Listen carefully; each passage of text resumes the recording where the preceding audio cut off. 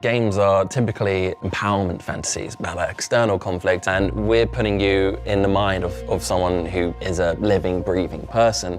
And so the decisions you're making aren't about high score, it's not about avoiding a game over, it's literally about the soul of this character and wanting to preserve that and wanting to do what's right for Erica.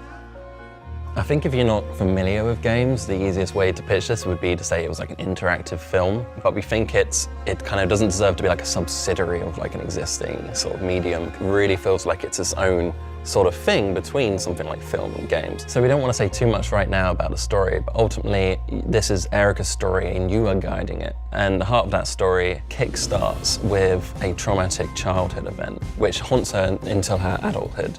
She's contacted by an old family friend who believes that in her mind somewhere is the key to the identity of a killer that's on the loose. But then what starts happening is that the killer comes into the picture as well and starts to contact Erica, and then you're stuck between these two perspectives, these two sides of the same coin, and not really knowing who is the one to trust.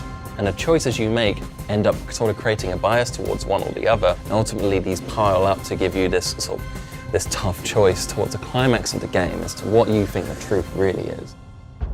Originally, we designed it as a very solo, intimate experience where it's just you and Erica and her world. When we started playtesting it, we realized that people would just sit on the sofa alongside their friends and they start getting into arguments about what's the right thing to do, and they can just watch it without having to understand what the game mechanics are at all because the cinematic experience is so seamless, it feels like something you just watch on TV. It really works as like a backseat gaming experience, which is something that's always been like an interesting subject to me.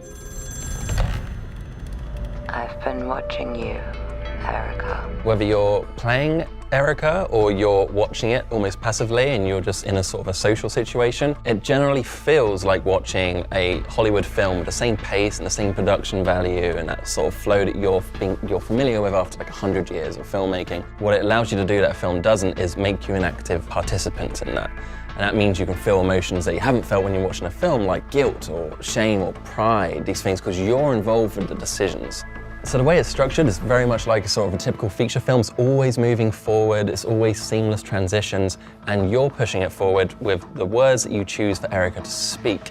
And she won't speak unless you choose for her to speak. It's not like you're only involved some of the time. You really are in control of this experience. You're interacting every like 15 to 20 seconds, which creates this like great gameplay flow. But we don't want it to just be about dialogue. It's also about touching the world. And so by using your smartphone and PlayLink, you can do something like wiping condensation off of a window and peering through to the other side, or just wiping a tear from somebody's cheek. There's even like sensitivity in this world, so like the speed that you do these things. If you open a door fast and it makes too loud a creak, you'll see Erica react to the fact that maybe she's made too much noise and she should be quiet. It's about allowing your actions to be louder than words, essentially. So in film they say don't say it, you've got to show it. So in games it's not just showing it, but it's allowing you to express it with the choices you make through touch.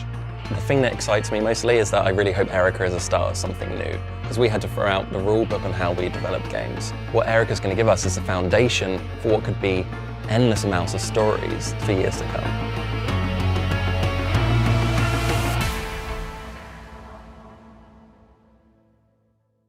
PlayStation